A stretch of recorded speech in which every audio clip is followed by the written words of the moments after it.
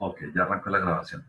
Bueno, mis hermanos, les doy una calurosa bienvenida a la clase del día de hoy. Hoy estamos a 12 de abril del 2020. Muchas gracias por conectarse y vamos a empezar con una oración. Entonces vamos a pedirle a alguno de nuestros hermanos que nos dirigen oración. Yo propongo que sea mi hermano Eder Carrillo, que hoy nos acompaña por primera vez, que nos brinde el privilegio de hacer la oración para arrancar. Ok. Amén. Oremos, hermanos. Nuestro bien Dios, te damos gracias por la vida, te damos gracias porque hasta hoy te ha placido dejarnos respirar y te damos gracias por el día tan especial que es hoy, el día de resurrección, el día donde sella, Señor, nuestra creencia, nuestra convicción de fe, nuestra objetivo y meta, Padre Santo. Gracias, Papito Dios, por el sacrificio hecho en la cruz. Gracias por cada uno de mis hermanos, por el propósito de escudriñar las escrituras, de aprender de ti, de colocarse delante de ti. Gracias por el privilegio que me das de pertenecer a este grupo, Señor. Gracias por mi iglesia, Padre Santo, por cada uno de nuestros hogares, por la vida que nos has dado hasta la fecha. Bendícenos, ilumínanos, danos entendimiento y sabiduría, Señor. Te lo pido en el nombre de Jesús. Amén y amén. Amén, amén. Muchas gracias, mi hermano. Bueno, mis hermanos, entonces voy a compartirles la pantalla de la presentación para que comencemos todos a poder observarla. Entonces, ahí ya se las estoy comenzando a compartir.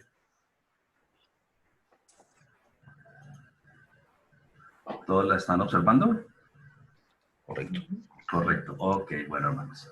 Entonces vamos a arrancar. Entonces, el tema que vamos a trabajar en esta clase es el significado de palabras individuales. Ese es el título del tema, ¿sí? Significado de palabras individuales. Entonces, ese tema, digamos que viene después de haber trabajado muy juiciosamente en la clase pasada el tema que dio el pastor Alcalá. ¿Cuál es el tema que dio el pastor Alcalá? ¿Quién me hace recorderes? ¿Cuál era el título del tema? Claro, que no sea el pastor Alcalá el que lo diga. Leer siempre con cuidado. Eso, muy bien. Leer siempre con cuidado. Con cuidado. Excelente. Muy bien. Muy juiciosos, exactamente. Entonces, ahorita, ya habiendo visto eso, entonces vamos a ver el significado de palabras individuales. Entonces, el significado de palabras individuales arranca de la siguiente manera. Yo voy a ir colocando los textos, ¿sí? Los vamos a ir leyendo en conjunto y vamos a ir profundizando un poco más. Yo les había comentado que, pues, digamos que las diapositivas van a tener unos complementos que enriquecen el texto que está en el texto guía, digamos, en el libro que estamos utilizando como texto guía. Siempre va a ser ese nuestro libro base, digámoslo así.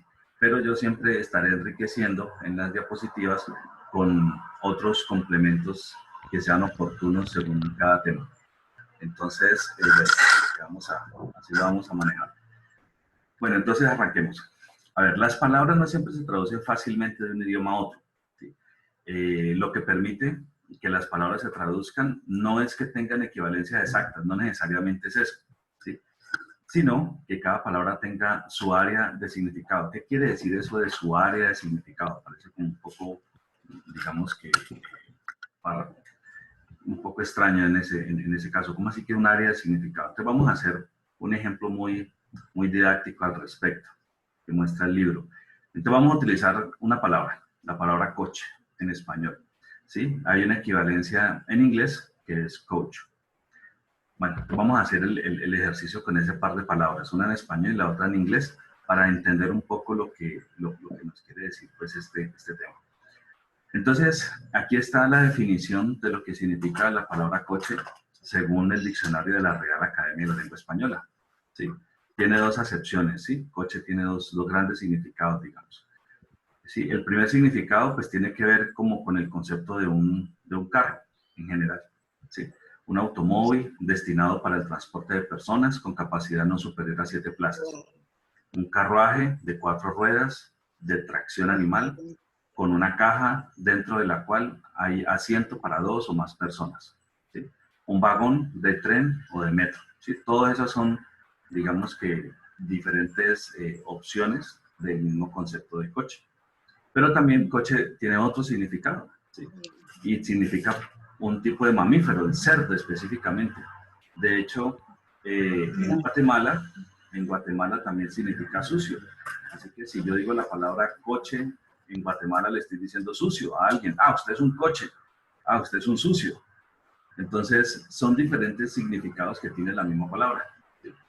Bueno, entre los varios significados en español se puede usar cualquiera de estos. Por ejemplo, se le puede dar el nombre de coche a un taxi o a un carro de mano para carga, ¿sí? O en el estado de Chiapas, México, puerco o un cerdo, lo que hablábamos hace un momento, ¿sí? También es un vehículo pequeño con forma de cuna sobre ruedas en la que pues, se empuja para poder transportar un bebé, un niño.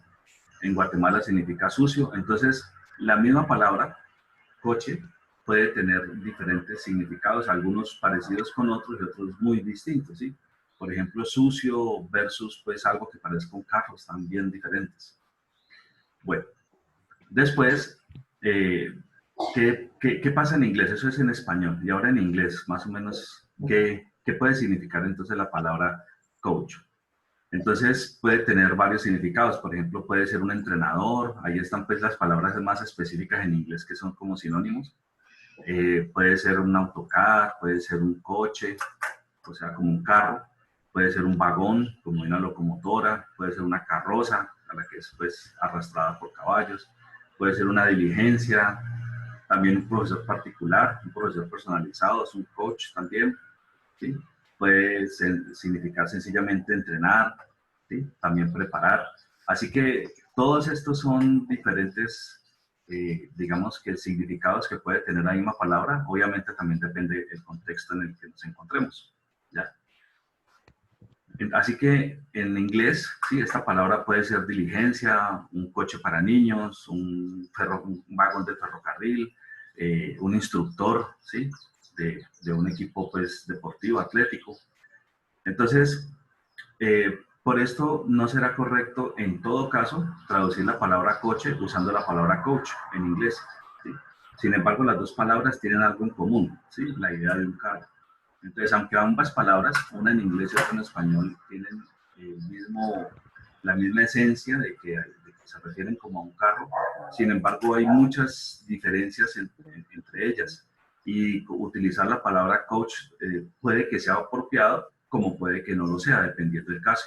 Entonces, este es un caso, digamos, muy didáctico, por decirlo así, en el que podemos encontrar este tipo de diferencias que queremos hacer notar ahorita para este tema de los significados particulares de las palabras.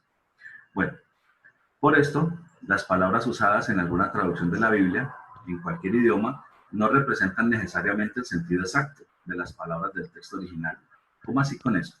Pues básicamente, si encontramos diferentes traducciones en diferentes idiomas del mismo texto bíblico, estamos analizando cualquier versículo de la palabra y miramos en una versión en inglés, en una en español, en otra versión en portugués, otra versión en alemán, bueno, en diferentes idiomas, la palabra que en cada uno de estos idiomas se utilice debe ser muy parecida, claro que sí, pero necesariamente pueda que no tenga el mismo sentido exacto de lo que quería decir en el idioma original en el que estaba escrito. ¿Sí? Eso es algo muy común que se presenta. Y es un riesgo que, digamos, hay que lidiar con él todo el tiempo, porque no hay manera de, digamos, de obviarlo. ¿Sí? Es algo inherente al proceso pues, de expresar una idea en diferentes idiomas. Tampoco siempre incluyen todo lo que las palabras del texto bíblico significan en el idioma original. ¿Sí? Muchas veces la palabra en el idioma original tiene una significancia muy enriquecida, ¿sí? Un significado que es muy rico. Y de pronto, al traducirlo, ¿sí? Podemos encontrar que en otro idioma hay una palabra más o menos equivalente, pero que es mucho más pobre en la riqueza de lo que significa y en la profundidad de lo que quiere decir. Entonces eso también pasa. y pasa con mucha frecuencia. Así que todas esas situaciones hay que tenerlas muy en cuenta cuando nos encontramos con palabras importantes, específicamente las que le dan el sentido a cada frase. Son palabras cruciales que hay que tomarse el trabajo de estudiarlas muy en detalle para poder entender tal cual como en el original se está diciendo. Algunas personas han dicho que sin un conocimiento amplio de los idiomas bíblicos nadie debe considerarse un intérprete de la Biblia. Esta frase es cierta en general, pero digamos que con los materiales que hoy en día nosotros contamos, no pierde vigencia, no pierde vigencia, o sea, sigue siendo real que si una persona conoce de los idiomas originales, de los idiomas bíblicos en los que fue escrita la palabra, tiene una gran herramienta en sus manos. Pero si usted no sabe, si de pronto nosotros no hemos sido formados, no hemos nacido pues de pronto en un lugar donde hablemos el hebreo, donde hablemos el griego, o no hemos tenido un proceso, digamos, juicioso para aprender de manera formal y profunda el griego y el hebreo, ¿sí? De todas maneras, hay herramientas que suplen esa necesidad de conocer los idiomas, y con esas herramientas también se puede hacer un ejercicio de una buena interpretación, a pesar de que no seamos eruditos en esos idiomas bíblicos originales. Sí, eso es lo que más o menos decimos aquí. Aunque esta afirmación es claramente una exageración, bueno, es una exageración en el sentido de que si no es un experto en los idiomas bíblicos, no puede interpretar. ¿Sí? En eso, para hoy en día, es una exageración.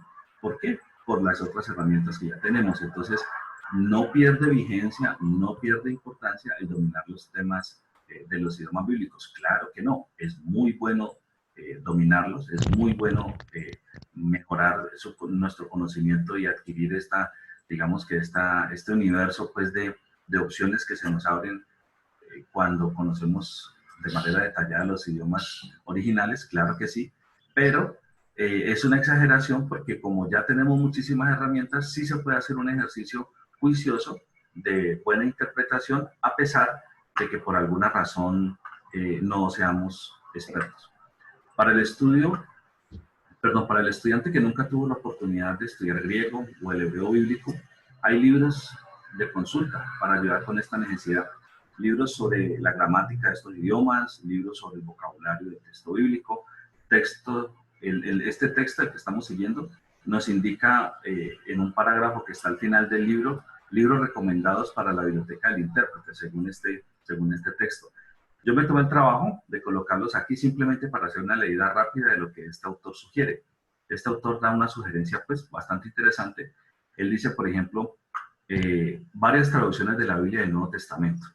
Entonces, él propone, por ejemplo, algunas versiones: versión antigua Reina Valera, versión revisada en 1960, la versión moderna, versión hispanoamericana, versión popular Dios habla hoy, versión San Miguel, versión de Félix Torres Amat, versión de Bover y Cantera, versión Nácar Coluga. Esta Nácar Coluga es bien antigua, versión, bueno, hay una serie de versiones interesantes, hay otras también más nuevas, yo coloqué como las más antiguas, ¿sí? Complementos que podemos usar para la palabra, para la Biblia. Por ejemplo, uno muy importante, la concordancia de las escrituras, el compendio manual de la Biblia, ¿sí? El diccionario bíblico, el diccionario de la Sagrada Biblia, el diccionario ilustrado de la Biblia, ¿sí? Mi primer diccionario bíblico, Jesús nos habla por medio de sus parábolas, un buen diccionario de la lengua castellana, ¿sí? Este buen diccionario de la lengua castellana es bien importante también, porque muchas palabras en el idioma español nosotros no conocemos sino un significado que es de pronto el más común, pero no necesariamente quiere decir que sea el único. Cuando miramos el diccionario de la lengua española nos damos cuenta que de esta palabra también significa esto otro. Así que es bien importante también tener a la mano esa información. Mi hermano Raúl, adelante.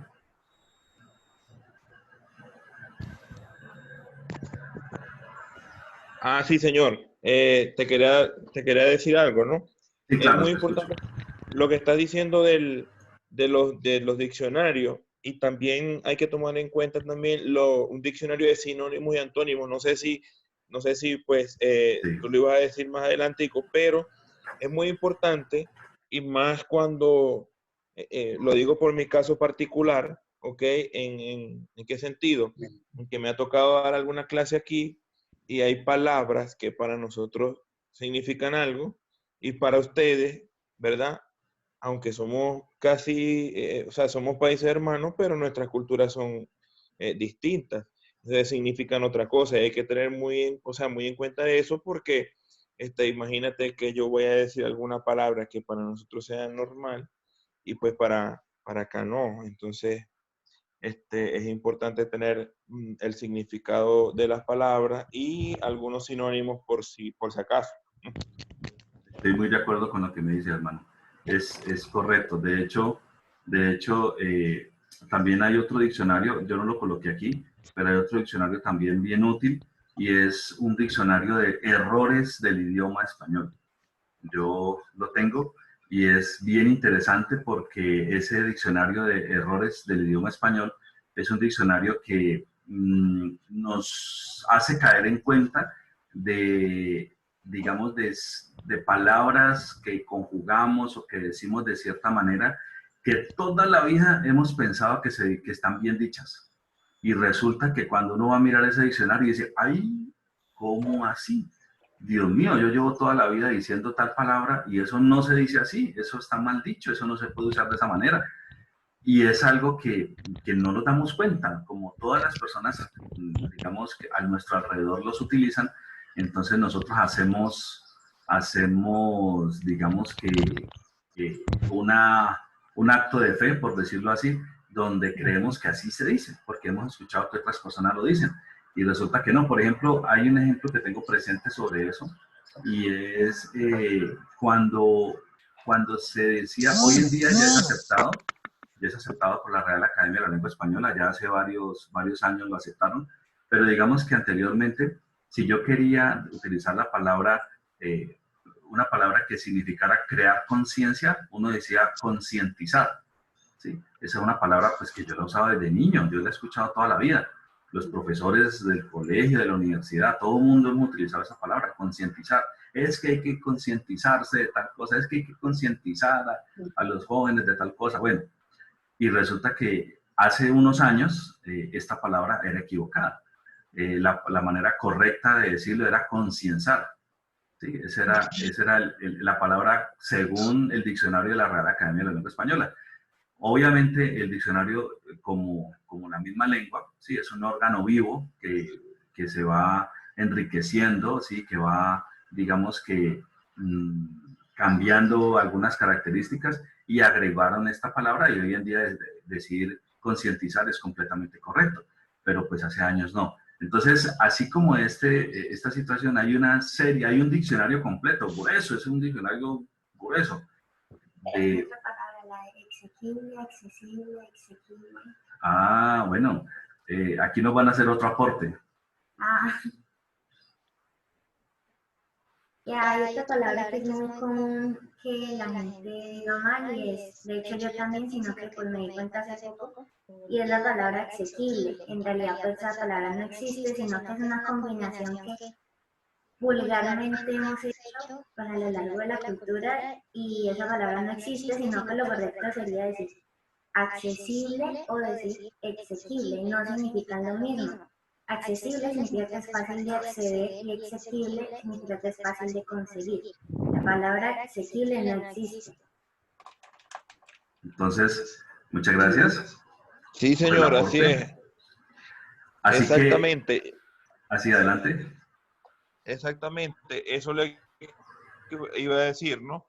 Hay palabras que, digamos, se convierten en modismo porque quizás una persona la dijo y en público, quizás una persona influyente, ya sea un político, ya sea una celebridad o algo así, y uno lo que hace es repetir.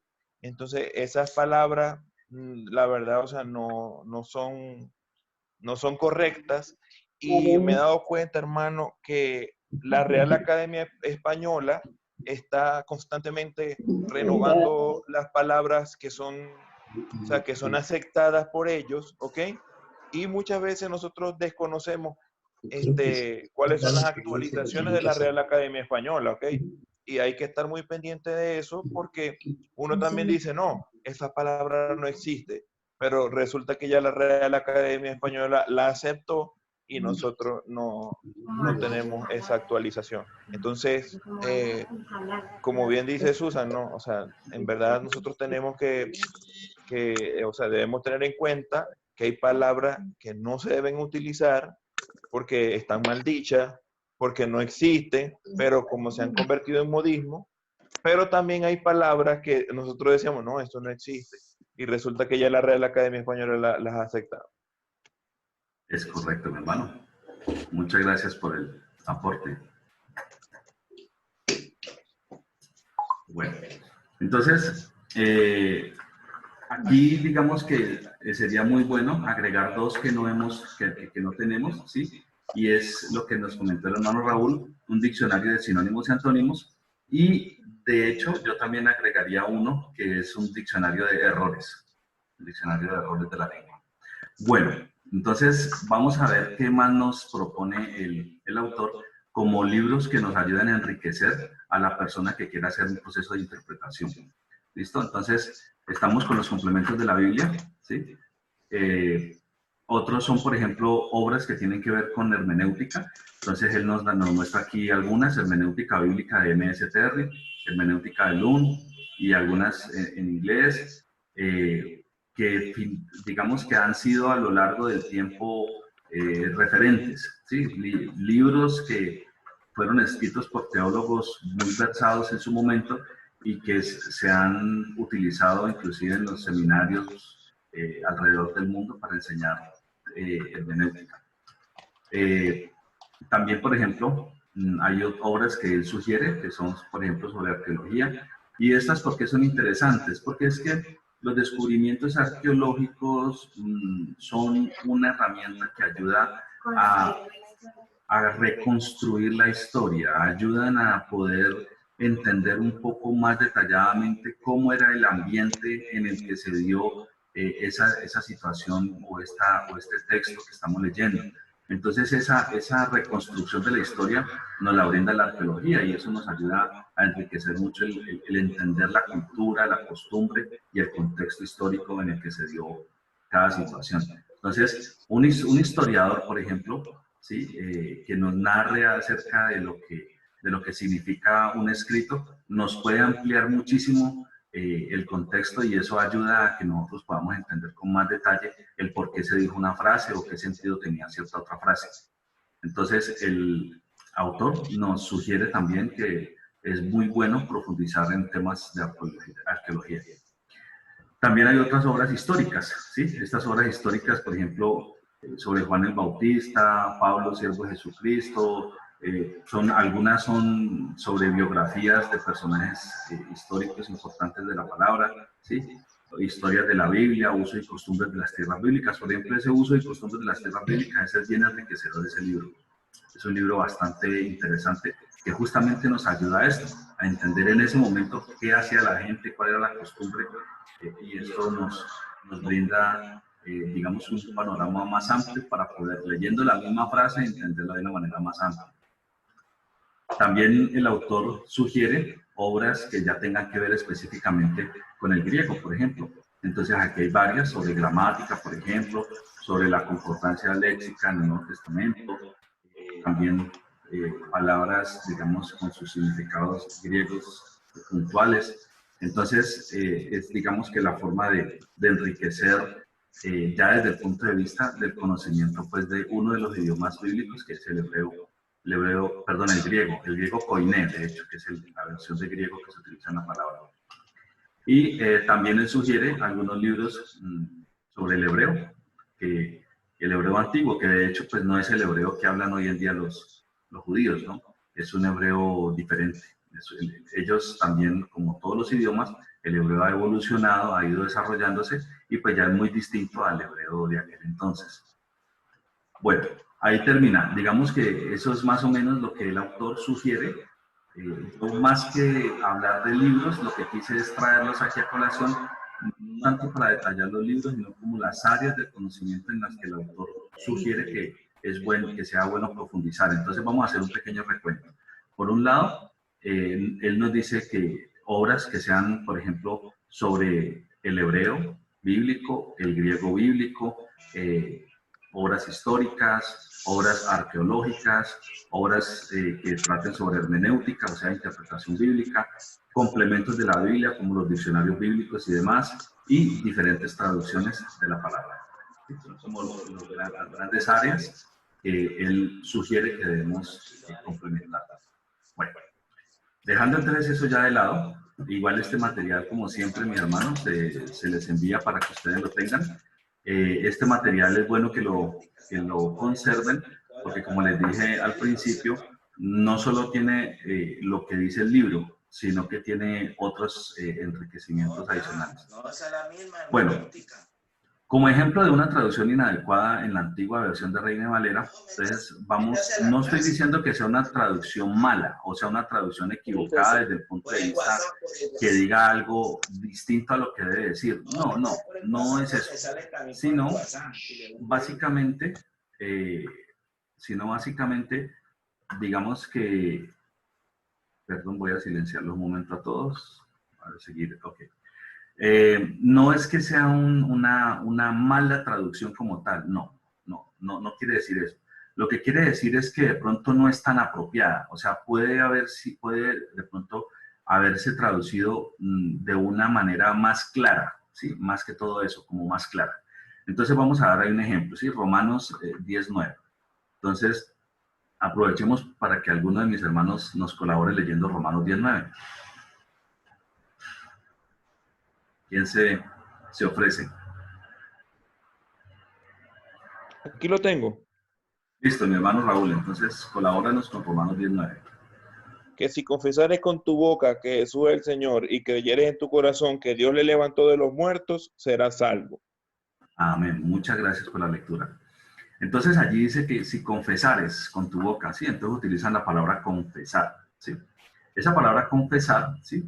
Se traduce de la palabra griega homologeo. Esta palabra está compuesta por dos elementos, homo, que significa mismo, y logeo, que significa hablar. Entonces, justamente, la palabra original tiene un significado que es como admitir, decir la misma cosa, estar de acuerdo, reconocer lo mismo. O sea, yo reconozco lo mismo que estás diciendo tú. Eso es lo que significa entonces la palabra en el griego original. Tú tienes un concepto, tú piensas algo, tú opinas algo sobre lo mismo, sobre cierto tema, y entonces yo estoy declarando que creo o que pienso lo mismo que tú piensas. ¿Sí? Ahí se utiliza entonces esa palabra. Ese confesar, ¿sí? Que se está utilizando allí, quiere decir eso. Yo pienso eso mismo que estás pensando tú, eso mismo. O eso mismo que acabo de escuchar, estoy de acuerdo con eso. Muy bien. Entonces, teniendo en cuenta, digamos, eso, entonces vamos a ver, pues, qué es lo que significa según la Reina Valera, pues que ya lo leímos, y según lo que algunas interpretaciones nuevas nos dicen. Sin embargo, es menos sencillo sacar esta idea de la traducción que si confesares con tu boca que Jesús es el Señor. Yo quiero ahí hacer un comentario, y es el siguiente. Hoy en día, ¿sí? Especialmente si somos, digamos, hermanos un poco ya antiguos en la palabra, o por lo menos escuchando mensajes de la palabra, ya tenemos claro desde hace mucho tiempo que esta palabra confesar en este contexto significa literalmente decir, afirmar, ¿sí? Que yo lo hablo con mi boca, ¿sí? Es muy claro, digamos, ese significado. Sin embargo, si le damos a leer esto a una persona que no haya escuchado temas bíblicos, sermones, prédicas, donde se hable de esto, la palabra confesar en ese momento para él, ¿sí? Y dependiendo si de pronto tiene un contexto más católico que de pronto que otra ideología, para él ese confesar puede ser como decir sus pecados, ¿sí? Como mencionar ciertas cosas ocultas que él tiene y que las tiene que decir de manera pública, por ejemplo. ¿Por qué? Pues porque confesar también tiene ese también tiene significado.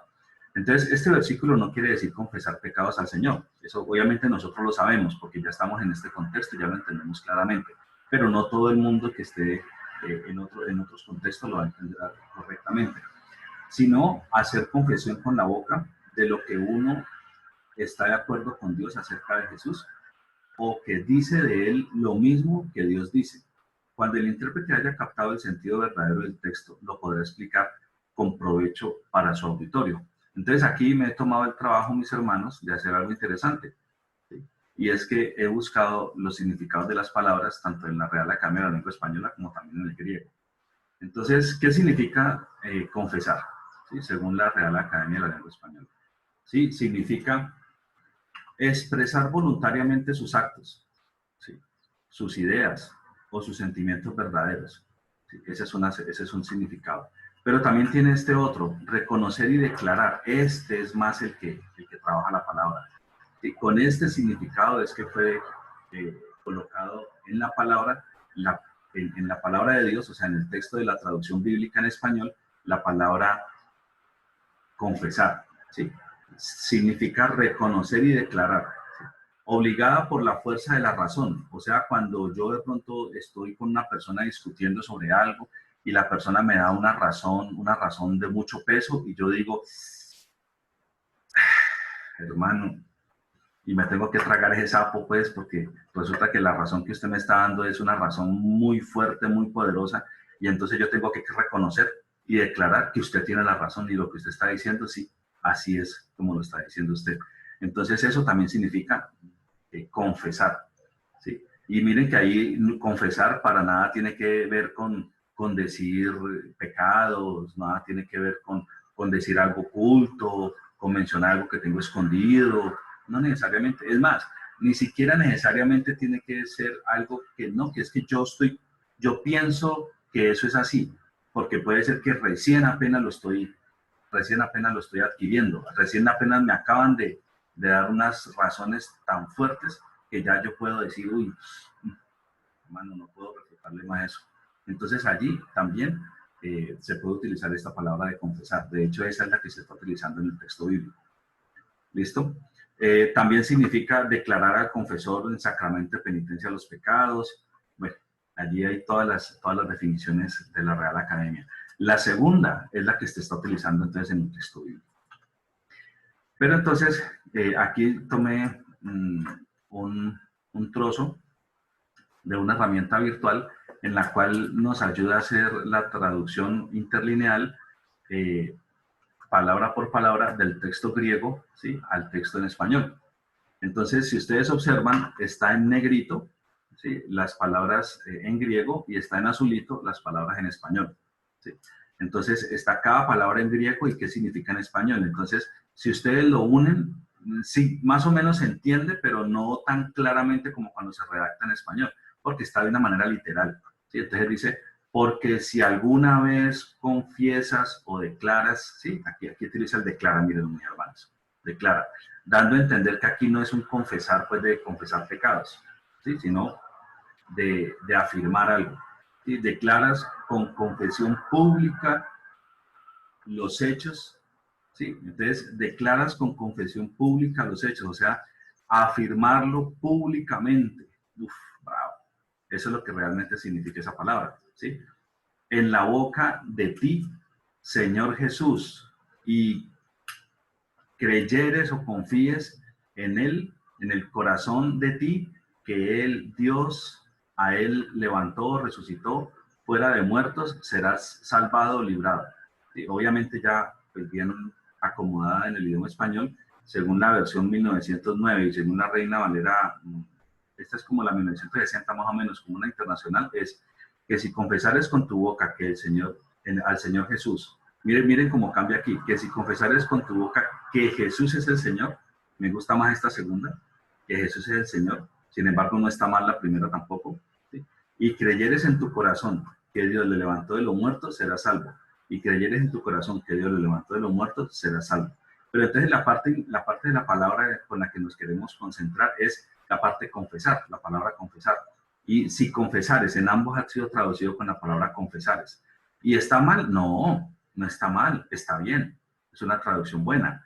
Sin embargo, a pesar de ser buena, como para nosotros el primer significado de la palabra confesar no es expresar algo, sino como decir algo oculto, como decir algo que teníamos guardado. Más vale, usted le dice a alguien, confiese que usted lo hizo, confiese que pasó. Entonces, pues es como saque a la luz algo que tiene oculto. ¿Sí? Bueno, aquí tengo también de otra herramienta, de hecho, las dos me han gustado bastante. Dice, porque si alguna vez declaras públicamente, esta es la palabra, mis hermanos, declaras públicamente, o sea que esta declaras públicamente, que es lo que significa en el griego original, es lo que ha sido traducido en la Reina Valera como confesares. ¿Está mal? No, no está mal, pero el confesares que nosotros leemos en la palabra es un confesares que debe significar es declarar de manera pública, ¿sí? Muy bien. Entonces, en la boca de ti, el Señor Jesús, y confías en el corazón, en tu corazón, que Dios le levantó de los muertos, entonces será librado. Más o menos ahí parafraseando. Entonces, es muy interesante, mis hermanos, ver que la palabra en el idioma español que nosotros estamos leyendo no está mal, pero podría estar mejor. Es como lo que queremos decir. Entonces, miremos qué dicen algunas versiones que ya se han tomado este trabajo. Entonces, la versión revisada y popular, sí, ha mejorado un poco esta traducción y dice, si con tu boca reconoces a Jesús como Señor, sí, bueno, el punto suspensivo es el resto del versículo, serás salvo. Sí, la versión de traducción del lenguaje actual dice, pues si ustedes reconocen con su propia boca que Jesús es el Señor, sí, y al final se librarán del castigo que merecen. Y la versión Dios habla hoy dice, si con tu boca reconoces a Jesús como Señor.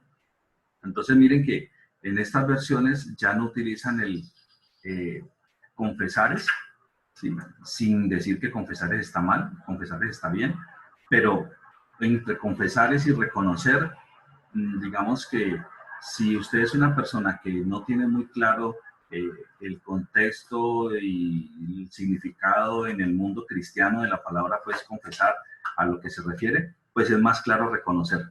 ¿Sí? Porque es como el significado más natural de la palabra. Entonces, este es un ejemplo de eso. Veamos ahora lo que sucede con esta otra palabra, ¿sí? Con la palabra arrepentirse, ¿sí? Metanoe, arrepentirse.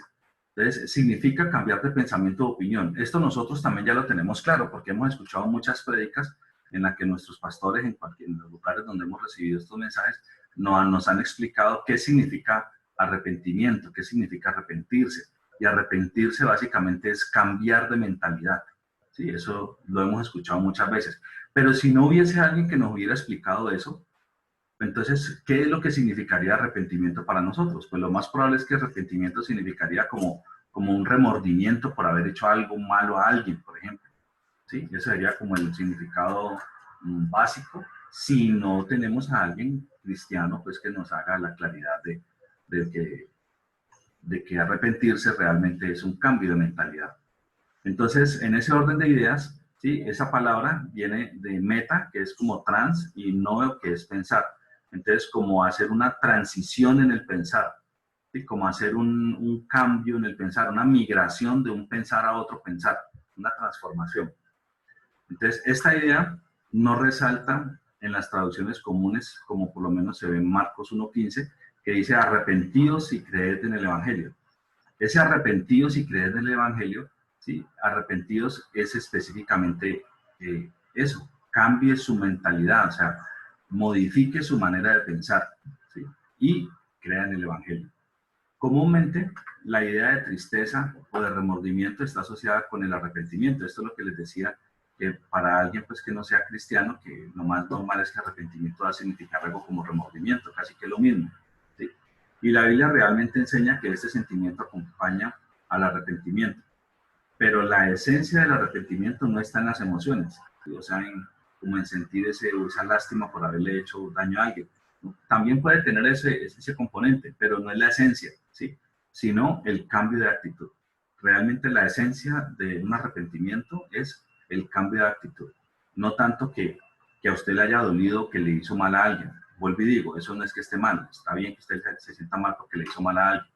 Pero más que eso, es cambiar la actitud, o sea, no volver a hacerlo. ¿Sí? Voy a cambiar mi actitud y yo no voy a volver a hacer ese tipo de cosas. Allí hay un arrepentimiento ya en el contexto correcto de la palabra. Entonces, teniendo en cuenta eso que acabo de mencionarle, mis hermanos, entonces miremos lo que dicen directamente desde el griego. Entonces, aquí podemos nosotros encontrar esta traducción interlineal y entonces nos dice, bueno, este es Marcos 1.15, en Reina Valera dice, el tiempo se ha cumplido y el reino de Dios se ha acercado, arrepentidos y creed en el Evangelio. Entonces ese arrepentidos vuelve otra vez a lo que estamos hablando. Entonces, ha sido llenado de plenitud, ¿sí? El tiempo señalado y se ha acercado el reino de Dios. ¿Sí? Estén cambiando de disposición mental. Miren esta palabra, el significado tan apropiado que le han colocado cuando se mira desde el original en griego. ¿Sí? Estén cambiando de disposición mental. Me parece espectacular. O sea, específicamente eso es lo que sí significa esa palabra. ¿Y está mal que diga arrepentidos? No, no está mal. Claro, está bien que diga arrepentidos. Está correcto, eso significa. Pero entre decir arrepentidos y decir estén cambiando de disposición mental, pues para nosotros poder tomarlo con la misma riqueza, tenemos que ser personas más estudiadas en las palabras bíblicas. ¿Por qué? Porque tenemos que conocer previamente, con más detalle, qué significa la palabra arrepentir, para poder entonces a la hora de leer el texto entenderlo con la claridad que se necesita. Pero si no tenemos esa riqueza de haber conocido previamente esos significados de todas estas palabras de manera más bíblica, digámoslo así, pues entonces una persona que lea este texto que dice que estén cambiando de disposición mental, pues de una vez ya le queda muy, muy claro a qué hace referencia. Tengo que cambiar en mi manera de pensar, ¿sí? Entonces, este es un texto, por ejemplo, muy, muy interesante, porque se puede ver claramente eso que se quiere enfocar. ¿Está mal la traducción arrepentidos? No, vuelvo y digo, no está mal, está bien utilizada, ¿sí? ¿Es la más apropiada? Depende. Si la persona que lo va a leer es una persona que conoce el significado propio de la palabra arrepentidos, está bien que lo lea arrepentido y lo va a entender de manera apropiada. Pero si es una persona que recién está empezando a leer la palabra, una persona que de pronto no tiene esa profundidad, pues no le va a quedar tan claro como si leyera una versión que diga algo parecido a esto, ¿sí? Estén cambiando de disposición mental o cambie su manera de pensar. Bueno, mi hermano, estoy hablando mucho y no les estoy escuchando. Pues ¿están bien? ¿Están claros? ¿Alguna inquietud? ¿Qué les está pareciendo hasta ahora? Claro, todo claro. Bueno. Sí, señor. Yo quería decirte algo por ahí por el chat del privado, te lo envié, ¿no? Con respecto a lo de que dice que si confesares con tu boca que Jesús es el Señor. O sea, nosotros allá en la iglesia hablábamos sobre ese versículo. Sí. Y hay un caso muy, muy crucial, por decir, el caso de los mudos. Los mudos no hablan, ¿ok? Los sordomudos no hablan. Exactamente. ¿Okay? Entonces, hay una de las traducciones que tú dijiste que me llamó mucho la atención, porque no nombra la boca. O sea, dice que si reconocieres o que si, no recuerdo la palabra específica ahorita, la de la traducción, pero esa me gusta porque no limita al hecho de reconocer, ¿verdad? Solamente con la boca, o sea, decir con la boca, sino con mi actitud. Es decir, en este caso un sordo mudo no te puede decir, sí, yo creo en Jesús con su boca, pero a través de sus hechos, sus actos, ¿verdad? Él puede, sí, confesarlo, ¿no? Está muy bien tu aporte, mi hermano. Muchísimas gracias por ese aporte. Es correcto. Amén. Si nosotros pensamos en lo que está diciendo el hermano Raúl y expresamos con nuestra boca, pues todo queda muy bien. Pero ¿qué pasa con un hermano que no puede hacerlo? Que no tenga la manera de pronunciar, ¿sí? Una persona que tenga un problema fonético y no tenga cómo pronunciar, no puede hablar. Entonces esa persona que no puede, no, pues se va a condenar porque no, o sea, solamente si lo hace con su boca podrá ser salvo. Entonces, no, entonces los mudos se van a condenar todos. No, pues eso es algo absurdo. Eso es algo absurdo porque eso no es lo que está queriendo decir el texto. Es una manera de decirlo, es una forma de expresarlo, pero no es literal, ¿sí? Por eso es que el significado apropiado es acá, es en la mentalidad, es la forma como yo pienso, es la forma como yo opino, es mi creencia, es lo que estoy creyendo al respecto.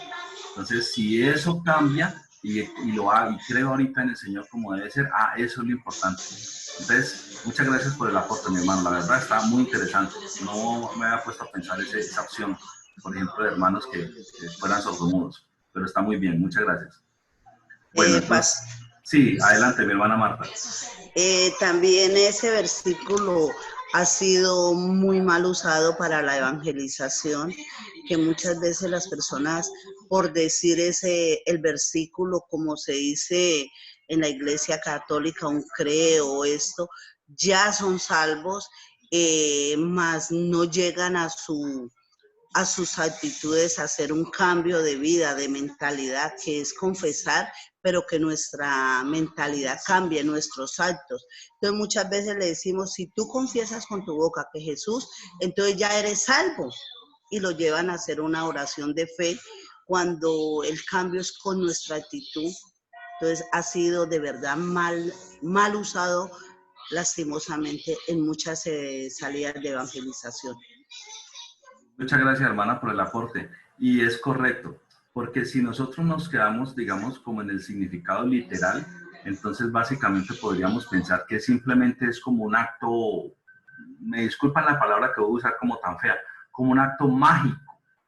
Yo hablo, digo unas palabras especiales, eso que convierte como en un mantra o quién sabe qué, y entonces si yo digo esas palabras, no, pues ya, soy salvo. Y resulta que no. Si usted dice esas palabras, pero si no hay un cambio de mentalidad en eso que está diciendo, esas palabras sirven para tres cosas. Para nada y para nada. Así que esa manera literal de querer interpretar en este caso esa frase no es lo correcto. Lo correcto es el sentido apropiado en el que fue escrito en el original. Y el sentido apropiado en el que fue escrito es: estén cambiando de disposición mental. Ahí es donde está verdaderamente lo que se quiere decir con esa frase.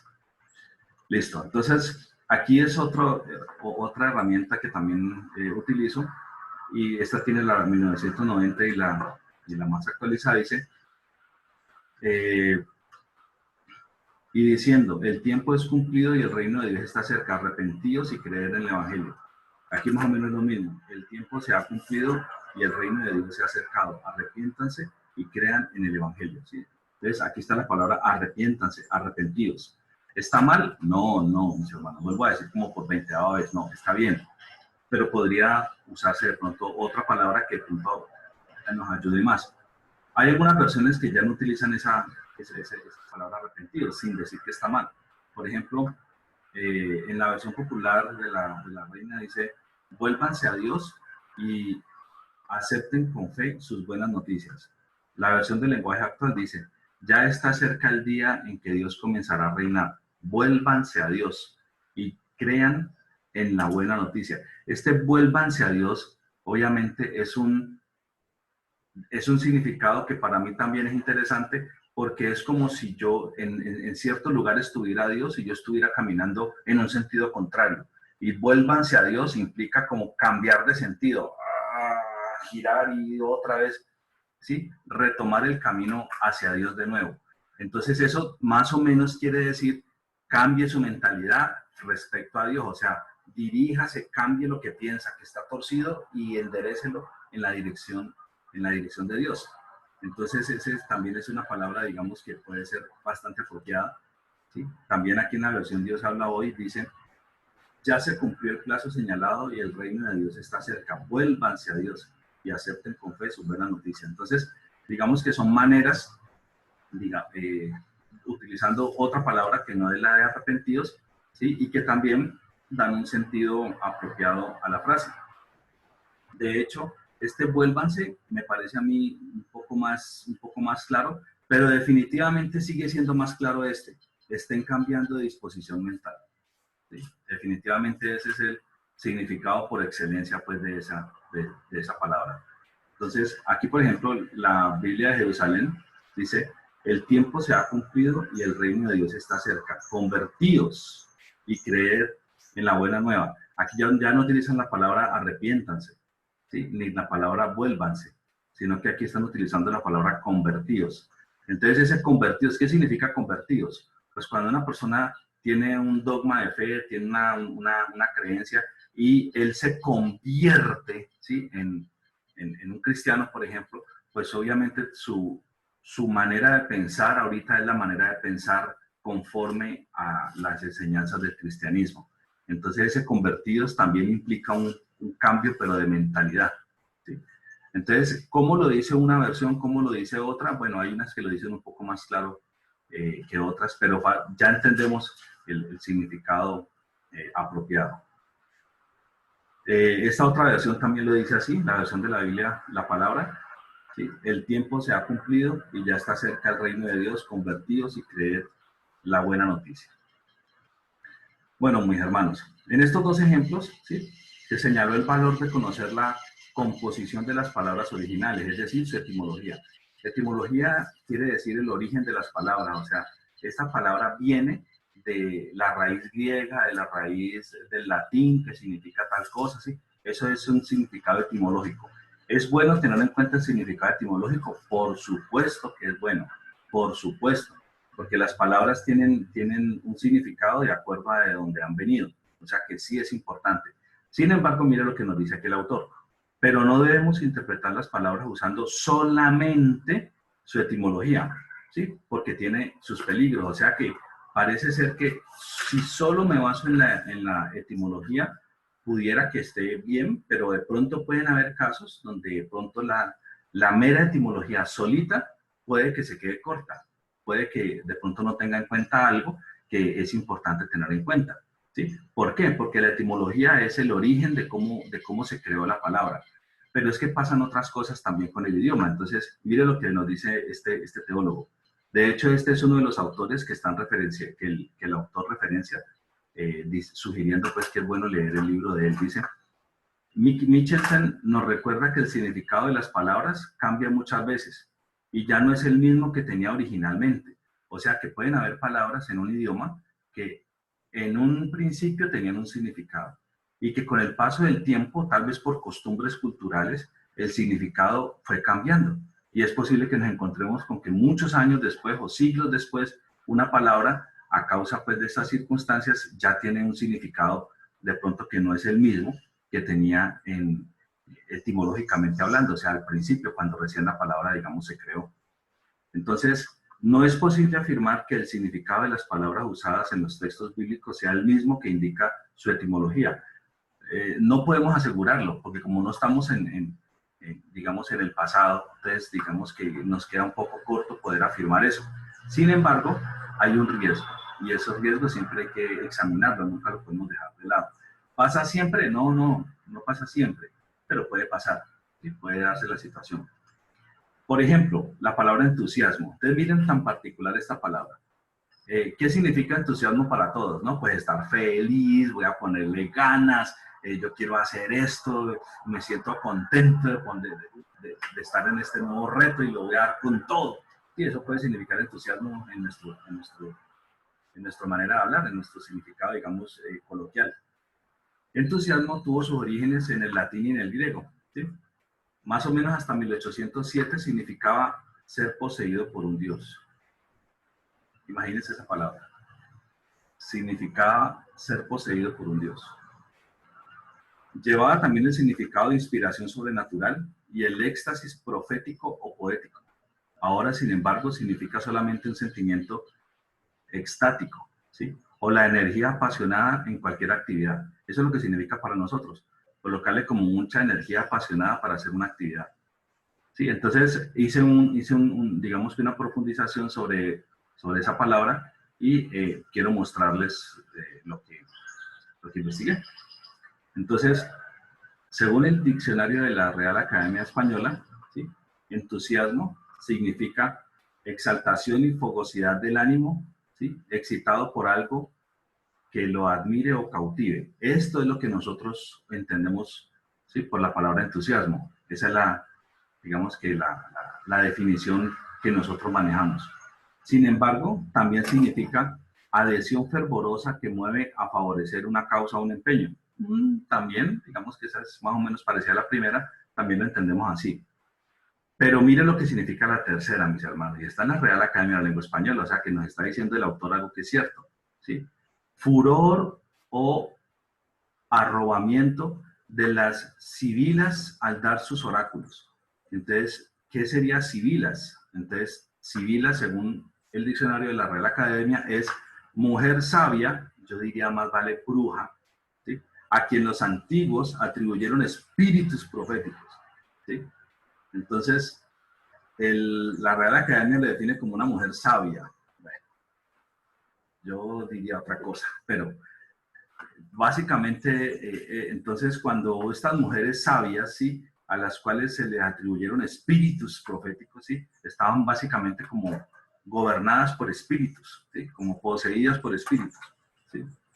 Inspiración divina de los poetas antiguos y de los profetas, ¿sí? Eso también es entusiasmo. O sea que podemos encontrar que lo que nos está diciendo el autor, pues sí, tiene razón. Entusiasmo no es solamente estar contentos, así como decía Jorge Barón Televisión, ¡entusiasmo! Y le echaba agüita a mi gente, no sé si alguien se vio esos programas. Entonces, un ejemplo bíblico de esta situación es, por ejemplo, Tesalonicenses 2.3, segunda de Tesalonicenses 2.3. ¿Quién me colabora? Alguno de mis hermanos que me colabore leyendo para todos ese texto. Segundo de Tesalonicenses 2.3, si fuera tan amable, ¿alguien? Nadie os engañe en ninguna manera, porque no vendrás sin que antes venga la apostasía y se manifieste el hombre de pecado, el hijo de perdición. Es Reina Valera de 1960. Gracias, mi hermano. Entonces ahí utiliza una palabra muy interesante que es apostasía, ¿sí? Algunos intérpretes insisten en que la palabra apostasía no debe ser traducida así, sino que ellos dicen que debe ser traducida con la palabra arrebatamiento. Uno dice, uy, no, pero esta gente está como rara, ¿no? Sí, definitivamente sí están mal. Pero entonces aquí ellos están tratando de sustentar esto basándose únicamente en la etimología, y resulta que eso no es del todo correcto. Entonces dice, lo hacen sin duda para apoyar la doctrina del arrebatamiento secreto de la iglesia antes de la gran tribulación. Se basan en que la palabra original, ¿sí?, está formada de afistemi, ¿sí?, estar separado o retirarse. Entonces, como afistemi significa estar separado o retirarse, entonces están hablando de esa separación que hay, ¿sí?, del pueblo de Dios cuando llega el momento, antes de la gran tribulación, en que vamos a ser arrebatados, ¿sí?, por el Señor Jesucristo y nos vamos a encontrar en las nubes. Entonces, explica que el arrebatamiento, ¿sí?, es estar separado o retirado, ¿sí?, por el Señor. Entonces uno dice, no, pues tiene como sentido, ¿no? Pues sí, pues eso es verdad, el arrebatamiento, estar separados. Cuando nos arrebaten, pues estaremos separados del resto. Como que suena como que, bueno, como que sí puede ser, ¿sí? Aunque parece tener algo de lógica, según su etimología, ¿sí? ¿Por qué su etimología? Porque viene de la palabra afistemi, y afistemi significa estar separado o retirarse. Entonces, aunque tiene como sentido basado en esa etimología, esta interpretación tropieza con una gran dificultad, que los léxicos griegos no apoyan esta interpretación, ¿sí? Aquí está un ejemplo del mal uso de la etimología. El significado verdadero de la palabra apostasía es la condición apartada de la verdad, de los que se consideran cristianos. Entonces, por ejemplo, es un caso, no son muy usuales, pero el autor lo quiere comentar para que no se nos escapen, y es que solamente basarse en la etimología no es suficiente para estar tranquilos, es lo que trato de decir. O sea, ¿hay que basarse en la etimología? Sí, hay que basarse en la etimología. ¿Es importante tenerla en cuenta? Sí, muy importante tenerla en cuenta. Pero no solo se base en la etimología, utilice otras herramientas complementarias para que el significado tenga sentido. Entonces allí es donde hay que basarse también en la cultura, ¿sí? en la costumbre hebrea, en la costumbre propia de los hombres que escribieron este mensaje, ¿sí? Con la dirección de Dios. Entonces, yo hice esta consulta adicional. Todos estos imágenes donde se muestra en griego y donde he hecho algunas consultas no están en el libro original, ¿no? Todo esto son, digamos que material que enriquece la temática. Bueno, entonces, miren aquí en esta, ¿sí? Nosotros queremos mirar la palabra, pues, apostasía, ¿sí? Entonces, porque si alguno no venga la apostasía, entonces uno dice, bueno, pero ¿cómo lo tradujeron aquí? No, pues aquí utilizaron la misma palabra, apostasía. Entonces uno dice, con razón es que en toda parte dice apostasía. Bueno, listo. Utilizaron apostasía allí también. Pero esta apostasía, si ustedes la ven, aquí hay un numerito encimita, ¿sí? Que es el numerito 646. ¿Sí? Ese numerito, eso es de la concordancia Strong, ¿sí? De las palabras en griego. Entonces, después, bueno, aquí también lo utilizan apostasía. Esta es otra traducción de estas mismas. Y allí dice también apostasía. Aquí están, hermanos, aquí está, apostasía. Es claro que en ambos se traduce con la misma palabra, ¿sí? ¿Qué es apostasía según la lengua española? Apostasía es una acción y efecto de apostatar, ¿no? Entonces queda uno en las mismas. Bueno, y entonces, ¿qué es apostatar? Entonces, bueno, vamos a buscar entonces qué es apostatar. Entonces, apostatar, ¿qué es? ¿Sí? Es abandonar públicamente su religión. O sea, cuando yo abandono públicamente mi religión, entonces allí yo me puedo considerar, o sea, se podría decir que yo soy un apóstata del cristianismo. ¿Sí? Dicho de un religioso, sería romper con la orden o instituto al que pertenece. ¿Sí? Entonces yo rompí con ellos, entonces yo ya no tengo nada que ver con ellos, entonces yo soy un apóstata de ellos. ¿Listo? Abandonar un partido o cambiar de opinión o de doctrina. ¿Sí? Esta es muy importante porque aquí, en la primera, un apóstata es alguien que abandonó sencillamente como su religión, su grupo religioso. Y esta última es más profunda que eso, ¿no? Porque esta última es abandonar, pero hace referencia a un cambio de opinión o de doctrina. Obviamente se supone que si usted abandonó su religión es porque obviamente ya piensa diferente, está como implícito, pero este sí lo deja bien en claro, ¿sí? Cambiar de opinión o de doctrina, ¿sí? Esto significa apostatar. Entonces, eso es lo que quiere decir el texto realmente, ¿sí? Cuando utiliza esa palabra. Bueno, hay otras palabras que en su traducción carecen del sentido vivo que tienen en el idioma original, ¿sí? Esto sucede porque las ideas asociadas con ellas entre los antiguos no llegan a ser transmitidas con una simple traducción. Eso es muy interesante porque, por ejemplo, dependiendo del ambiente en el que uno haya estado, puede ser que cierta palabra tiene un significado de mucha fuerza y en otro ambiente, pues no. Es una palabra común y corriente y no tiene esa profundidad y esa fuerza que tiene el significado que tiene en cierto ambiente particular. Por ejemplo, por decir algo, ¿qué les digo? Cuando uno presta servicio militar, yo presté servicio militar y nosotros en el servicio militar estábamos esperando de manera desesperada que llegara la mocha. ¿Alguien sabe qué significa que llegue la mocha? La baja. La baja, la salida. Que llegue la baja, que ya termine de prestar servicio militar.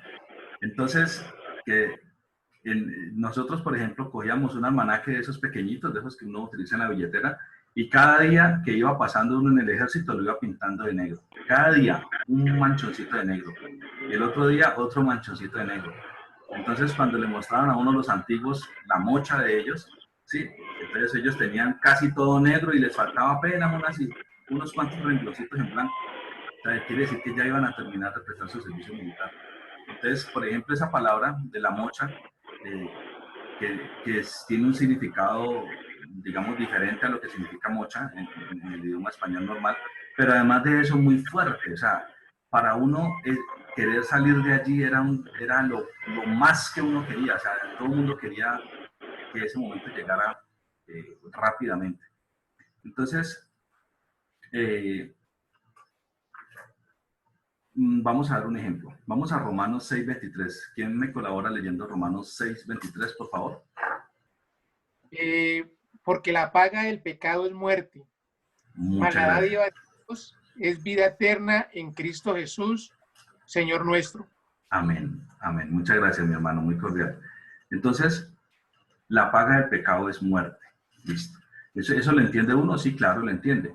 Pero miremos un poco más, digamos, entendiendo qué significa para las personas a las que fue escrita, tiene más fuerza de lo que tiene para nosotros. Eso es lo que se quiere mostrar aquí.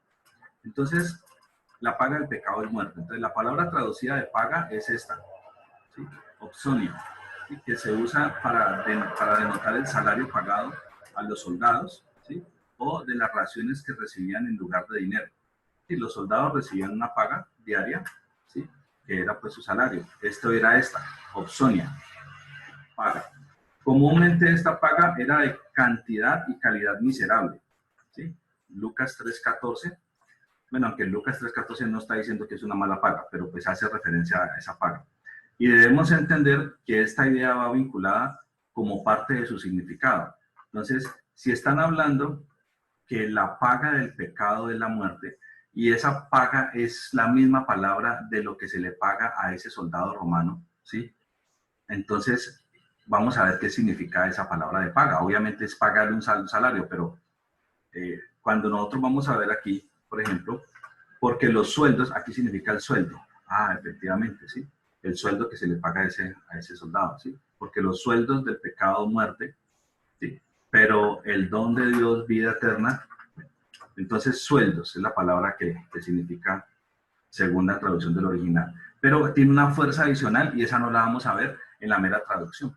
No hay manera de verla justo ahí en la traducción. Hay que tener más claridad sobre el contexto histórico. Entonces, miren lo que les voy a mostrar, mis hermanos. Aquí también se ve que habla de paga. ¿Sí? Paga, remuneración, salario, sueldo. ¿Sí? Paga, remuneración, salario, sueldo. ¿Ya? Pero entonces, miren esto que nos ayuda a entender más.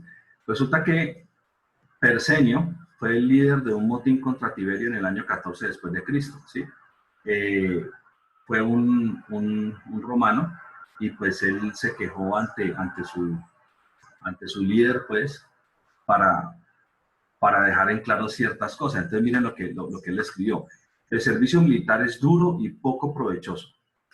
Tu cuerpo y tu alma se valoran en unas cuantas monedas por día. O sea, la paga es como mala. ¿Sí? Con esta limosna tienes, además, que pagar la ropa, las armas y las tiendas de campaña, así como los sobornos para los centuriones que son demasiado crueles y poder librarse así de encargos pesados. O sea que usted tenía que su sueldo, si usted era un soldado romano, tenía que su sueldo, además de pagar todos estos que están explicando aquí, ¿sí? De pagar la ropa, las armas, las tiendas de campaña. Además, también tenía que tener usted un guardadito para cuando un superior suyo, ¿sí? Un centurión, lo mandara a hacer una labor bien maluca, una orden bien harta, una cosa bien fea. Entonces usted lo podía sobornar, le decía, uy, no, mande a otro. Y sacaba de su plática para decirle, uy, venga, no, eso no me mande a mí, que eso es como peligroso, de pronto me matan en eso, o de pronto esa labor es muy maluca. Entonces eso sucedía con los soldados romanos. Vamos a mirar más o menos lo que se ganaba un soldado romano. Nada de esto está en el original, ¿no? Perdón, en el original quiero decir en el libro, en el texto guía. Estos son como, digamos, material para enriquecer. El sueldo de un legionario, ¿sí? El salario anual del legionario romano era 1.200 sestercios, ¿sí? Durante el reinado del emperador Domiciano. Era nada en comparación con lo que ganaba un primus pilus, el centurión de más rango de la legión. 100.000 sestercios al año. Si seguimos comparándolo, podemos decir que el legado al mando de una legión cobrara al año 400.000 sestercios. La guardia pretoriana, la guardia personal del emperador, recibía un sueldo muy superior a las legiones, además de muchos regalos. Bueno, entonces aquí estamos hablando de lo que ganaba pues, un soldado normal. Un soldado ganaba 1.200 sestercios al año. Entonces, si nosotros hacemos esta división, 1.200, ¿qué es un sestercio? Entonces, para entender lo que ganaba un sestercio. Un sestercio, ¿sí? Es una antigua moneda romana de plata y el valor equivalía a la cuarta parte de un denario. ¿Sí? La cuarta, nosotros en la Biblia hemos escuchado varias veces que se menciona la palabra denario. ¿Sí? La cuarta parte de un denario. ¿Un denario qué era? Un denario era lo que se ganaba un obrero en un día de trabajo. Trabajando todo un día, un obrero, o sea, una persona, el que menos ganaba, la persona con menor salario de la sociedad en ese momento, trabajando todo un día, se ganaba un denario. Ese era el sueldo de un día para un obrero raso. ¿Sí? Y un sestercio era la cuarta parte, o sea, 4 sestercios, ¿sí? Serían un denario. Entonces, si dividimos 1.200 denarios que se ganaban al año, dividido entre 4, ya que cada 4 sestercios es un denario, serían 300 denarios que se ganaban al año. Y 300 denarios dividido entre los días de un año, ¿sí? Estamos hablando de que un soldado se ganaba menos de un denario, 0,82 denarios cada día. ¿Es un sueldo malo? Bastante malo. Miserable. Miserable. Porque si un denario era lo que se ganaba un obrero raso, el que menos ganaba en la sociedad, entonces ganar un poquito menos de un denario, 0,82, pues obviamente era un salario muy malo. Entonces, teniendo en cuenta esto, pero esto es un contexto histórico, mis hermanos. Este es un contexto histórico, o sea, esto no nos lo dice la misma Biblia. Hay que investigar un poco para poder entender eso, pero teniendo en cuenta esto, entonces ya cuando me hablen de la paga, entonces ya se podría entender de una mejor manera, como más o menos de esta forma.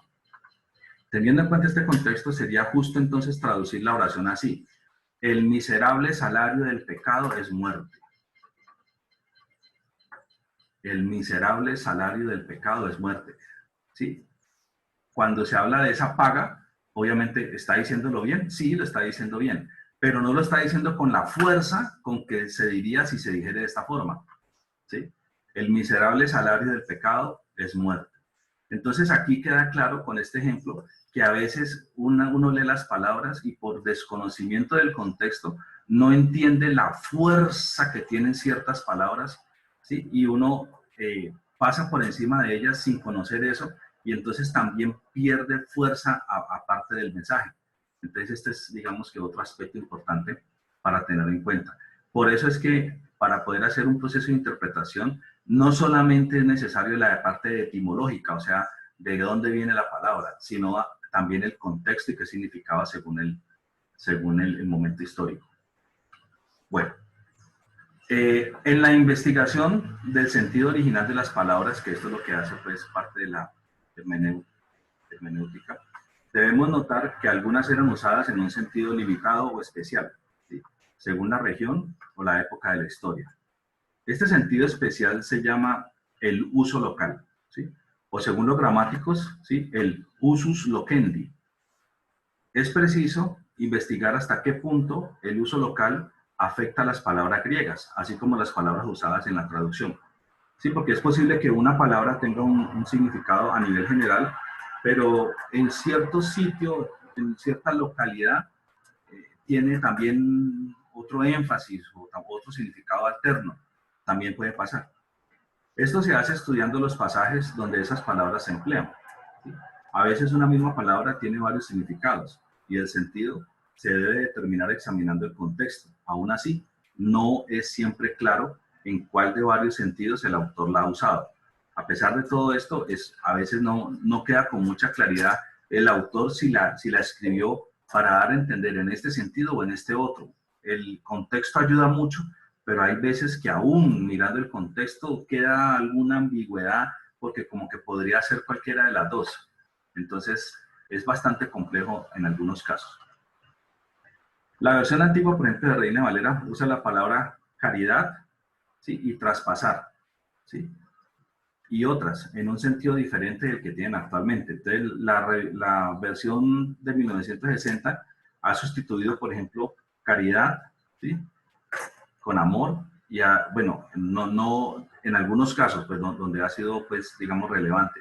Y traspasar con trasladar, por ejemplo, ¿sí? Porque hoy en día traspasar y trasladar, pues, no es lo mismo, ¿sí? Traspasar es como pasar como un límite, mientras que trasladar es simplemente mover de un lado al otro. Estos cambios ilustran cómo el uso local de las palabras castellanas pueden ser diferentes del que tenían en el tiempo de los traductores del siglo XVI. Entonces pueden haber muchas palabras que en el siglo XVI algún traductor tradujo de cierta forma y resulta que pues ya no es la mejor manera. Miren mis hermanos, la palabra bautizar, ¿sí?, es una palabra introducida en las traducciones bíblicas sin traducirse. O sea, no existía una palabra que significara lo mismo. Entonces, cuando no existe esa palabra, lo normal es que se pasa literalmente y se incluye en el nuevo idioma. Esa es una estrategia que se utiliza. De hecho, nosotros estamos llenos de muchas palabras de ese estilo en el idioma español. Por ejemplo, uy, tráete un sándwich. Sí, bueno, ya existe, obviamente existe la palabra en español que es emparedado, pero esa palabra sándwich es una palabra que no es del idioma español. ¿Sí? Entonces, o por ejemplo, uy, se me fue para el piso dicen los españoles el wifi, nosotros decimos la wifi. Bueno, entonces hay muchas palabras que nosotros, digamos, que hemos incluido en el idioma porque no había una palabra exactamente igual en el idioma nuestro. Y eso sucede también en los demás idiomas. En los días cuando hacían muchas traducciones de la Biblia en Europa, ¿sí?, había discusión sobre el significado de la palabra griega baptizo, ¿sí?, y la mejor manera de traducirla. Entonces, ¿cómo era la mejor manera? Entonces, evitando el problema, los traductores optaron por no traducirla, sino por adaptarla al idioma de la traducción, poniendo la misma palabra, solamente que ajustada a la pronunciación del nuevo idioma. Entonces, eso fue lo que pasó con esa palabra, como ha pasado con muchas palabras en nuestros idiomas. Nadie discute el hecho de que el significado literal es sumergir o que es zambullir, ¿sí? Para los bautistas, algunos menonitas, la Iglesia de Cristo y algunos grupos pentecostales, también para muchos metodistas, inclusive para la Iglesia griega ortodoxa, significa inmersión, ¿sí? Bautizo por inmersión. Es como lo que nosotros hacemos. Entonces, pero se aclara, sin embargo, la palabra bautizo también se puede dar a entender como sumergir, zambullir o inmersión. Pero para otros el significado básico de sumergir o zambullir no es suficiente, ¿sí?, para su interpretación. Insisten en que el uso local de la palabra bautizó era el de teñir género. Teñir género. O sea, ellos en su región local tenían, digamos, que esa apreciación y también significaba para ellos eso. Así como sumergir. Entonces, significa sumergir y también teñir género. Muy extraño. Esto está de acuerdo con otro significado de ella, que es zambullir repetidamente. Entonces, no sería extraño que en algún lugar donde haya una iglesia, en una localidad de estas, donde significa zambullir repetidamente, pues no sería extraño encontrar un bautizo donde no solamente le digan a la persona pues que se sumerja y que después sale, sino que mínimo lo sumergen, lo salen, ¿sí? Pues porque para ellos obviamente sería zambullir repetidamente. Estos estudiantes sostienen que el bautismo cristiano simboliza el color nuevo dado a los creyentes por medio de la obra del Espíritu Santo. Entonces, es de mucho cuidado mirar los significados locales, ¿sí?, de una palabra. Eso es muy importante en ambos sentidos. Primero, porque si el que lo dijo en el texto original lo estaba diciendo con un significado local, entonces cuando sale de esa localidad ya va a significar otra cosa para los demás. Eso por un lado, si fue en ese sentido. Y por el otro lado es si se dijo de manera, el significado, el texto original, la persona que lo dijo en el original, lo quiso decir de manera general, pero resulta que después voy a una localidad en el que esa palabra también tiene otro significado, entonces también puede cambiar. Entonces hay que tenerlo en cuenta en ambas direcciones, ¿sí? En ambas direcciones. Si se dijo con un significado local o si se dijo en un significado general y después cuando entra a una localidad que tiene otro significado, esa palabra pues hay que tenerlo en cuenta de no cambiar el significado. Entonces, ese tipo de cosas de los significados locales son de cuidado, porque pueden dar unos giros a veces inesperados a las palabras. Según la Real Academia de la Lengua Española, bautizar significa, ¿sí?, administrar el sacramento del bautismo a alguien. Claro, está muy claro, para nuestros días eso está bien. ¿Sí? Poner un nombre a algo, sí, yo voy a bautizar esto con tal nombre, también se utiliza mucho. Dar a alguien o a algo otro nombre del que corresponde, también. Mezclar vino con agua, arrojar causal o intencionadamente sobre alguien agua u otro líquido, ¿sí? Adulterar un líquido echándole agua. Entonces miren todo lo que significa bautizar, pero miren que él viene de sumergir, ¿sí? Viene de sumergir. Sin embargo, hoy en día, a pesar de que viene de sumergir, hoy en día, si leemos los diferentes significados, ya no significa sumergir. ¿Sí? Uno no dice voy a bautizar este objeto y significa voy a meterlo en el agua y voy a sacarlo, ¿no? Ya no es sumergir. Voy a bautizar los platos, porque voy a sumergirlos en agua. Voy a bautizar la ropa, la voy a sumergir en detergente, en agua con detergente o en la lavadora. No, ya no significa ya, aunque sí viene de allí. Y sí significa, desde el punto de vista cristiano, de sumergir la persona y que vuelva a salir, sí, eso sí. Pero como palabra, como tal, ya no es sumergir. Entonces miren lo interesante de esa palabra. Todavía otro significado de la palabra bautizo se encuentra en Marcos 7:4. ¿Sí? ¿Quién me colabora, mis hermanos, para Marcos 7:4?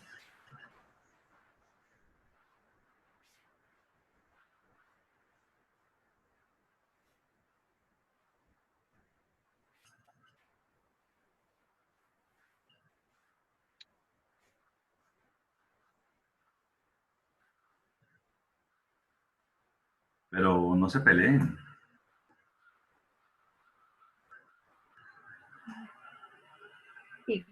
Y cuando regresan de la plaza, si no se lavan, no comen y otras muchas cosas hay que se aferran en guardar, como los lavamientos de los vasos de beber, de los jarros, de los utensilios de metal y de las camas.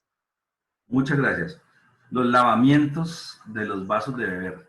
Lavamientos. Entonces, observe que allí dice el evangelista que los judíos practicaban los lavamientos de muchas cosas, ¿sí? Inclusive de los lechos. Los lechos es como de las camas.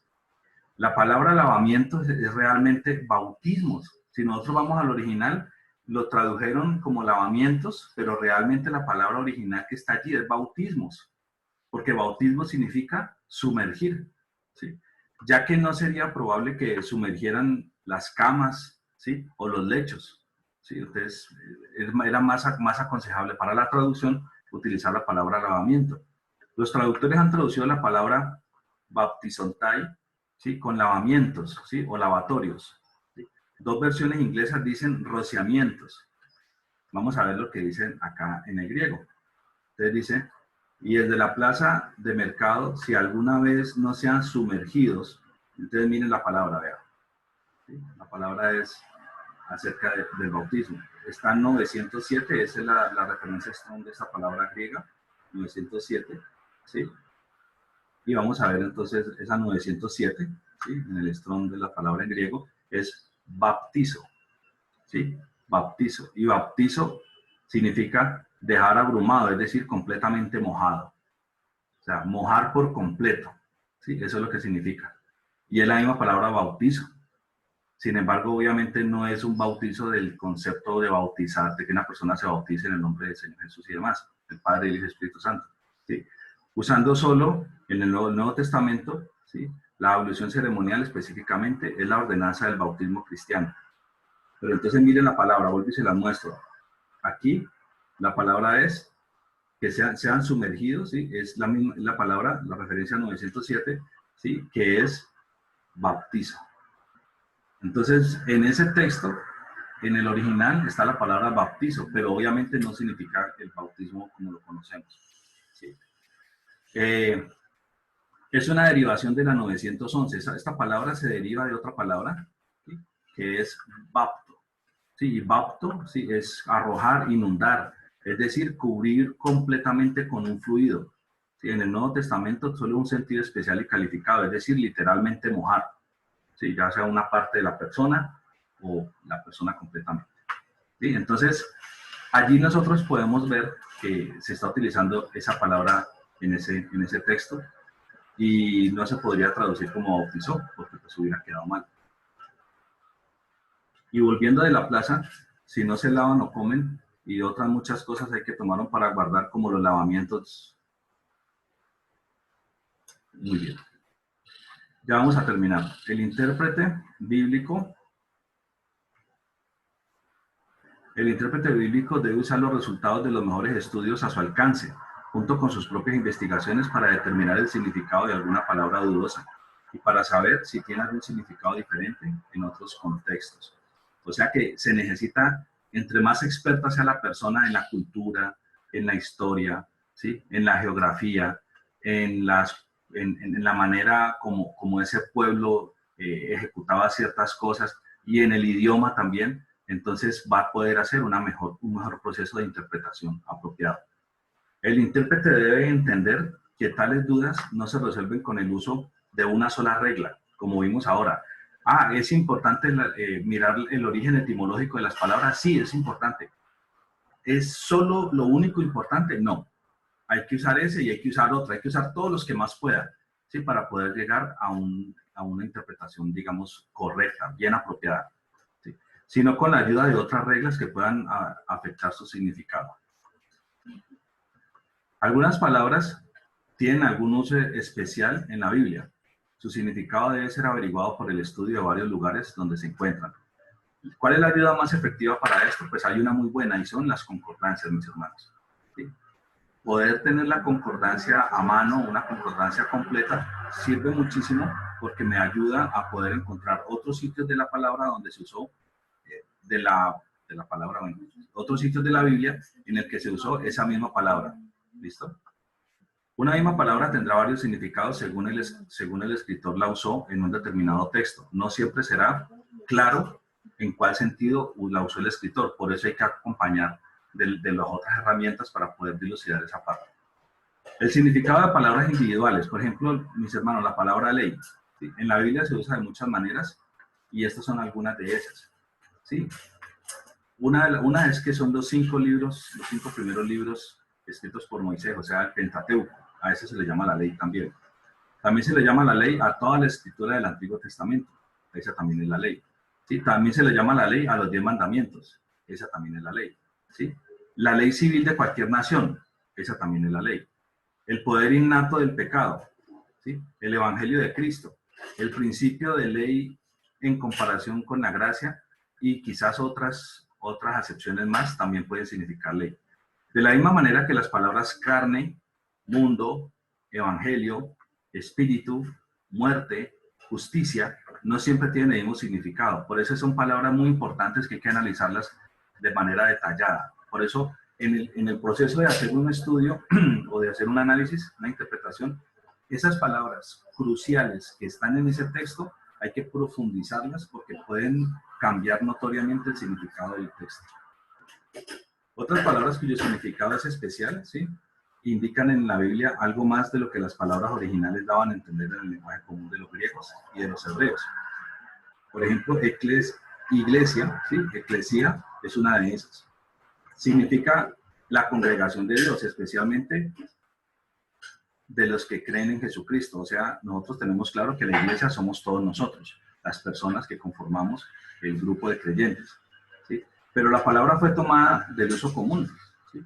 En la que quería decir una asamblea compuesta del pueblo de las antiguas ciudades-estado que se gobernaban con una democracia pura. De ahí fue tomada, ¿sí? Los ciudadanos eran llamados con este propósito según la etimología de la palabra ekaleo, ¿sí? Llamar fuera o aparte, pero nuestro Señor tomó la palabra para designar a su pueblo y desde entonces se ha usado en este sentido. O sea que nuestro Señor Jesús la tomó de ese contexto que tenía ese significado, pero le dio una nueva apreciación, un nuevo significado a la palabra. Esto supone que el Señor Jesús hablaba en griego, ¿sí? O que el evangelista Mateo, en Mateo 16-18, la usó como la traducción correcta de la palabra hebrea o aramea, cajal. Lo más probable es que Jesús hablara usualmente en arameo. En todo caso, se debe estudiar la palabra traducida iglesia, ¿sí? En conexión con la palabra hebrea cajal. Esta es la palabra traducida como eclesía en el Salmo 22:22 y en la Septuaginta, así como en Hebreos 22:12. Entonces les quiero mostrar ya para terminar el texto en griego, ¿sí? Entonces aquí podemos mirar lo que significa, sobre esto construiré la asamblea, aquí está, ¿sí? Eclesía, aquí está. Entonces, literalmente significa la asamblea, ¿sí? Es en la referencia Strong 1577, y esa 1577 significa literalmente la asamblea, que es de la palabra donde fue tomada originalmente. Entonces, anunciaré tu nombre, mis hermanos, en medio de la congregación te alabaré. Bueno, aquí no aparecía el significado en español, pero entonces en este otro texto sí, en Hebreos 2:12, diciendo, anunciaré a mis hermanos tu nombre en medio de la congregación, sí, alabaré. Entonces, en medio de la asamblea, otra vez eclesía, asamblea. Entonces, asamblea no significaba originalmente lo que significa para nosotros, ¿sí? En este caso, la etimología de la palabra es útil, ¿sí? Sin embargo, el autor nos advierte que digamos que no debemos insistir en darle un significado de llamados por la elección de Dios, ¿sí? Así como algunos lo hacen. Básicamente, digamos, para terminar, mis hermanos, allí es importante tener en cuenta todos estos conceptos, las palabras puntuales importantes. Hay que tener en cuenta su origen, sí, pero también su contexto, también el momento histórico, también los regionalismos, ¿sí? Todo esto hace parte de lo que se necesita para poder interpretar correctamente. Los antiguos nombres personales tenían también un significado especial. Eso también es algo que se puede ver claramente, específicamente con varios, digamos que, personajes bíblicos. Eso fue muy importante. Aquí tenemos un ejemplo de Noé, y que era un varón justo, ¿sí? Eso tenía también su propio significado. Con el cristianismo pasa algo muy particular, y es que el Señor es experto en cambiar los nombres de las personas, ¿sí? Primero se llamó Abraham y después se llamó Abraham, ¿sí? Y así lo hizo con muchos personajes bíblicos. Bueno, aquí también hay otros ejemplos de Sem, Cam, Jafet. Bueno, aquí hay varios. Esto igual se lo voy a pasar. Es que voy a terminar por lo que ya arrancamos el culto. Faltan 5 minutos. Y entonces aquí queda ya la actividad para casa, mis hermanos, ¿sí? Para desarrollar y para enviar. Bueno, entonces no sé, mis hermanos, qué comentario para que oremos y terminemos para que nos vayamos para el culto.